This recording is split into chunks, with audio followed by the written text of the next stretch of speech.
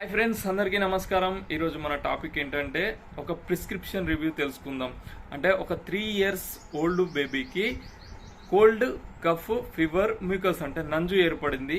ఇటువంటి ప్రాబ్లమ్స్కు ఒక పీడియాట్రిషియన్ ఎటువంటి మెడిసిన్ ప్రిస్క్రైబ్ చేశారు అంటే కోల్డ్కి ఏంటి, కఫ్కి ఏంటి, మ్యూకస్కి ఏంటి, టోటల్గా యాంటీబయాటిక్ ఎటువంటి ప్రిస్క్రైబ్ చేశారు, టోటల్ మెడిసిన్ రివ్యూ ఈరోజు తెలుసుకుందాం. Let's go. ఓకే ఫ్రెండ్స్, ముఖ్య గమనిక ఏంటంటే these information only for educational purpose. అంటే మెడిసిన్ పైన ఒక అవగాహన కొరకు మాత్రమే చెప్పడం జరిగింది. అంటే ఒక హెల్త్ ప్రాబ్లంకి డాక్టర్ ఎంత డీప్గా డయాగ్నోసిస్ చేసి అంటే హైట్, వెయిట్, టెంపరేచర్, చైల్డ్ యొక్క ఫిజికల్ కండిషన్ ఏంటి అనే టోటల్ విషయాలు డయాగ్నోసిస్ చేసి ప్రిస్క్రైబ్ చేస్తారు. కానీ చాలామంది డైరెక్ట్గా మెడిసిన్ లేదా సిరప్స్ యూస్ చేస్తుంటారు. ఇలా డైరెక్ట్గా యూజ్ చేసినట్లయితే చాలా సైడ్ ఎఫెక్ట్స్ మరియు డోస్ ఎక్కువ అయినట్లయితే పేషెంట్ యొక్క ఆర్గాన్స్ పైన చాలా ఎఫెక్ట్ పడుతుంది. కావున డైరెక్ట్గా కాకుండా ఏ మెడిసిన్ అయినా యూజ్ చేసే ముందు డాక్టర్ సలహా ఖచ్చితంగా తీసుకోగలరు.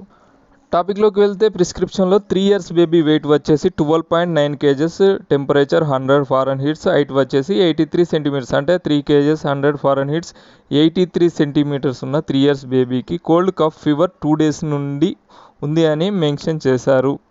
ఇటువంటి ప్రాబ్లమ్స్కు 4 types ఆఫ్ మెడిసిన్ అంటే సిరప్స్ ప్రిస్క్రైబ్ చేశారు. అవేంటో ఇప్పుడు తెలుసుకుందాం. Number 1 Azithral liquid 200 mg syrup, Mucolite LS syrup, Montek LC kid syrup, P250 అంటే పారాసెటమాల్ 250 సిరప్. వీటితో పాటుగా నెబులైజేషన్ కూడా ప్రిస్క్రైబ్ చేశారు. వాటి రివ్యూ ఇప్పుడు తెలుసుకుందాం. Number 1 Azithral liquid 200 mg. Friends, ఇందులో అజిత్రోమైసిన్ 200 mg వరకు ఉంటుంది. అంటే 5 ml కంటెంట్లో 200 mg వరకు ఉంటుంది. అంటే ఇందులో బేబీకి 3 ml పర్ డే ప్రిస్క్రైబ్ చేయడం జరిగింది. 3 ml అంటే 120 mg వరకు బేబీకి ఇవ్వవచ్చు అని. దీని యూజెస్ వచ్చేసి వేరియస్ బ్యాక్టీరియల్ ఇన్ఫెక్షన్స్ అంటే బ్యాక్టీరియా వల్ల కలిగే ఇన్ఫెక్షన్స్ని తగ్గించగలదు. అంతేకాకుండా న్యూమోనియా, బ్రాంచియైటిస్, సైనసైటిస్ వంటి వాటిని తగ్గించగలదు. అంటే ఓవరాల్గా రెస్పిరేటరీ సిస్టమ్కి సంబంధించిన ప్రాబ్లమ్స్ను తగ్గించగలదు. కనుక బేబీకి కోల్డ్, కఫ్, ఫీవర్, మ్యూకస్ ఉంది కనుక ఈ యాంటీబయాటిక్ వాటిపైన ప్రభావవంతంగా పనిచేయగలదు.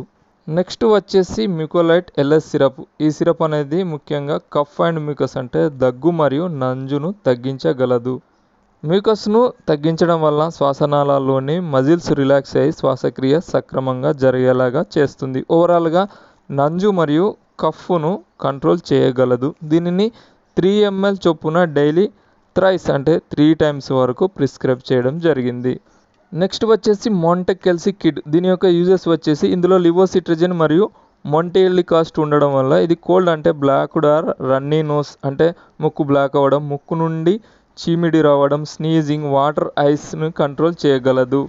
ఇది కోల్డ్ వల్ల వచ్చే ఫీవర్ను కూడా కంట్రోల్ చేయగలదు. దీనిని డైలీ 2 times 3 ml చొప్పున ప్రిస్క్రైబ్ చేయడం జరిగింది. నెక్స్ట్ వచ్చేసి P250 అంటే పారాసెటమాల్ 250 సిరప్. కామన్గా అందరికీ తెలిసిందే ఈ మ్యూకస్, కోల్డ్, కఫ్ మరియు ఇన్ఫెక్షన్ వల్ల బాడీ అనేది టెంపరేచర్ ఇంక్రీజ్ అవ్వడం, బాడీ పెయిన్స్, హెడేక్ వంటివి రావడం జరుగుతుంటాయి. ఇటువంటి సందర్భాల్లో ఈ పారాసెటమాల్ అనేది ఈ టెంపరేచర్ని కంట్రోల్ చేసి రిలాక్సేషన్ ఇస్తుంది. దీని యొక్క డోసేజ్ వచ్చేసి 4 ml చొప్పున డిపెండ్ ఆన్ ఫీవర్ అంటే 6 hours ఒకసారి ఫీవర్ ఉన్నట్లయితే ఇవ్వాలని ప్రిస్క్రైబ్ చేయడం జరిగింది. ఫ్రెండ్స్, ఓవరాల్గా అజిత్రోమైసిన్ అనేది యాంటీబయాటిక్ ఇన్ఫెక్షన్ను తగ్గించగలదు. మ్యూకోలైట్ ఎల్ఎస్ అనేది మ్యూకస్ మరియు కఫ్ను, మరియు మాంటెక్ ఎల్సి అనేది కోల్డ్ అండ్ కఫ్ను, P250 ఫీవర్ను తగ్గించడంలో ఉపయోగపడుతుంది. వీటితో పాటుగా నెబులైజేషన్ ప్రిస్క్రైబ్ చేయడం జరిగింది. ఈ నెబులైజేషన్ అంటే సమ్ రెస్పిరేటరీ కండిషన్స్ అంటే కోల్డ్, కఫ్, మ్యూకస్ వల్ల శ్వాస తీసుకోవడం ఇబ్బందిగా ఉంటుంది. ఈ నెబులైజేషన్ యూజ్ చేయడం వల్ల శ్వాస అనేది ఊపిరితిత్తుల్లో డీప్గా వెళ్ళి శ్వాస ఈజీగా తీసుకునేలా చేస్తుంది. కావున నెబులైజేషన్ ప్రిస్క్రైబ్ చేయడం జరిగింది.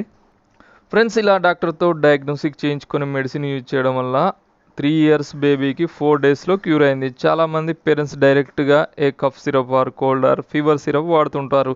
ఇలా ఒక్క సిరప్ అనేది ఎంతవరకు ఇన్ని ప్రాబ్లమ్స్ను కంట్రోల్ చేయగలదో మీరే అర్థం చేసుకోగలరు. కనుక డాక్టర్తో డయాగ్నోసిస్ చేయించుకొని ప్రిస్క్రిప్షన్ పైన సిరప్స్ యూజ్ చేసినట్లయితే చాలా తొందరగా ప్రాబ్లమ్స్ అనేవి తగ్గిపోతాయి.